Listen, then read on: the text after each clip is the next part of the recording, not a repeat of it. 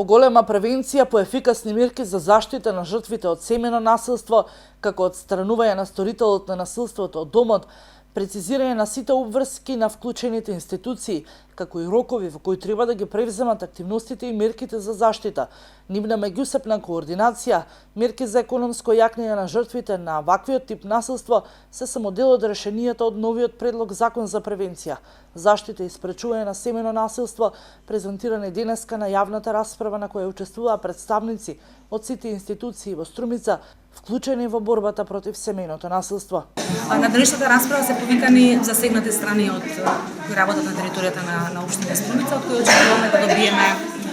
коментари, забелешки, дополнувања на постоечкиот нацрт закон, кои се базирани на нивните искуства во спроведувањето на досегашните закони и политики поврзани со насилство во жените.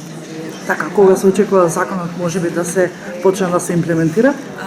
Првин треба да се усвои, значи сега се во тек јавни расправи, се очекува до крајот на годината да помине на влада, но имајќи предвид сегашниот политички контекст и најавените избори, неизвестно е кога законот влегува во собраниска процедура, кога би се расправало и кога би се усвоил. Предвидени се брзи рокови за постапување, брзо усвојување на подзаконски акти, формирање на координативно тело на национално ниво,